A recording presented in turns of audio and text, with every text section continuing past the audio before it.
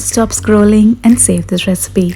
This is going to be one of the most easiest and the most delicious chicken pulavs you've ever made. I'm making this using basmati rice and 500 grams of boneless chicken. To this add salt, chili powder and turmeric powder. Give it a quick mix and then add 2 spoons of thick and creamy curd and marinate this while we get the other ingredients ready. Now in a mixer jar add ginger, garlic, shallots, green chillies and a handful of coriander leaves and crush this to a coarse paste. And I'm taking 2 cups of basmati rice. Cooking this in an open pan is going to enhance the flavor. To the open pan I'm adding about 4 spoons of oil, 1 spoon of ghee, some Shahi jeera and bay leaf, and to this add 3 large onions cut into thin slices. Fry the onions really well until it turns nice and golden brown, and then we'll add the green paste.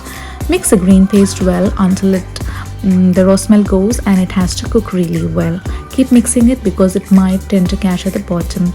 And then we'll be adding 1 large tomato. Cut this into thin slices and add this and wait for the tomatoes to nicely cook and it has to turn mushy and the raw smell has to leave.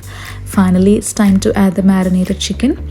Give the chicken a quick mix. I'm using only boneless chicken today, so the cooking time is really fast. You don't have to wait for a long time.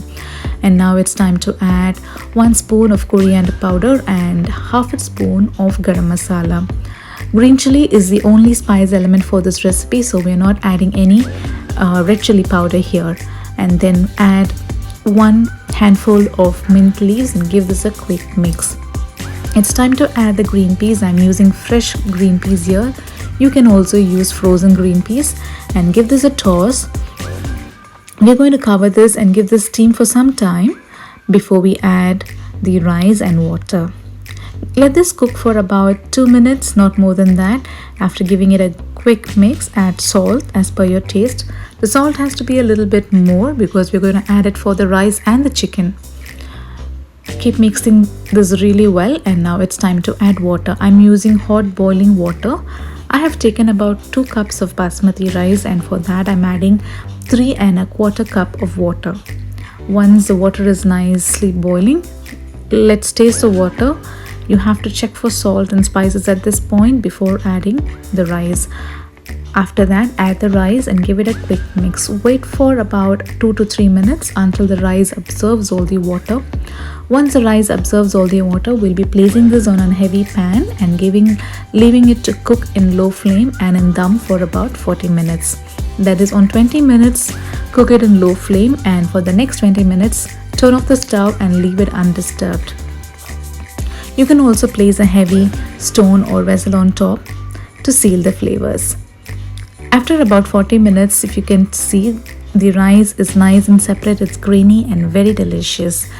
And also it doesn't catch at the bottom because you have a heavy pan on the stove. Don't keep the open pan directly on the stove or else it might tend to burn at the bottom.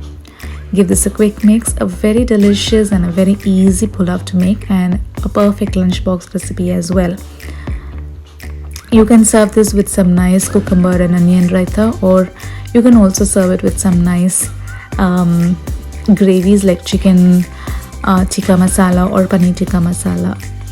Finally, you can garnish this with some fried onions, cashew nuts and raisins, and it's ready to be served. A simple recipe, right?